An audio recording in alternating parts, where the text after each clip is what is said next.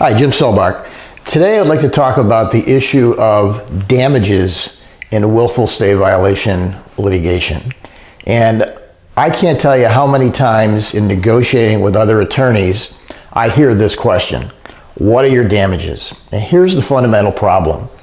There are different kinds of laws, different kinds of statutes that have different purposes, and you can't analyze them and mix the analysis up, or you're going to come up with the wrong result. Section 362K is what I call a law enforcement statute.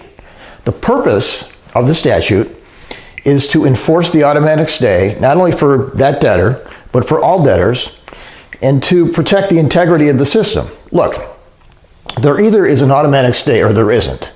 So when we counsel our clients, we tell them this is going to be great, you're going to be protected by the stay, they can't bother you.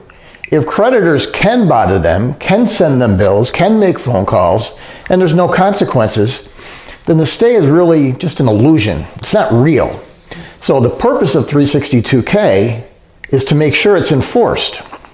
This is what Judge Cangelis Ruiz said about the automatic stay, or about 362K, which is the section where you bring violation motions. Actions brought under 362K seeks primarily to vindicate a debtor's right to be free from the harassment of creditor demands and preserve the integrity of the automatic stay.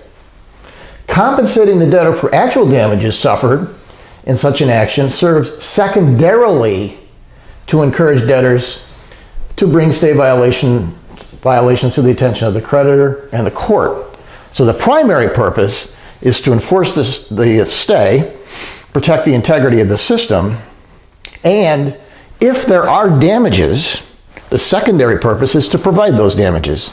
So to ask the question, what are your damages, is really the wrong question. So when a lawyer brings that up to me, and usually it's somebody who's not familiar with this, and I don't blame them because you wouldn't know this unless you practice in this area. So you bring a claim. Let's say it's a car accident. Let's say somebody goes through a red light and crashes into your client. Is there liability? Clearly, right? Because they went through the red light, they violated the law, and they crashed into your client.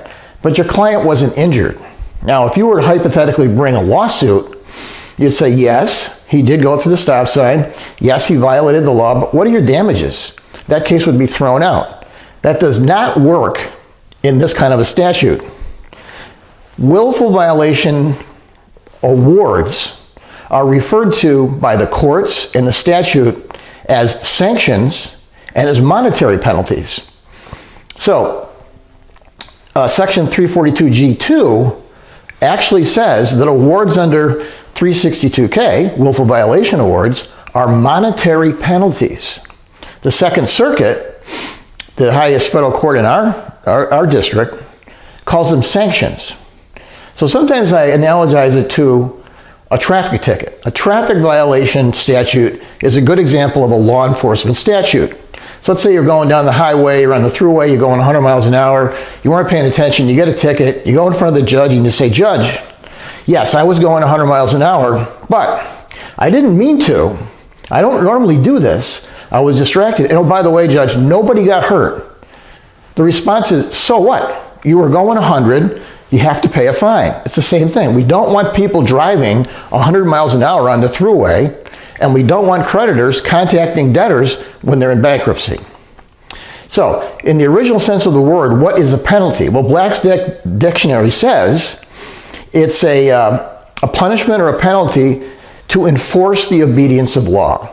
That's what it's about. So that's why sanctions can be awarded even if there are no damages, because it doesn't matter if there are damages or not. You violated the statute, there has to be consequences. So that's what willful means, and that's what the purpose of Section 362K is.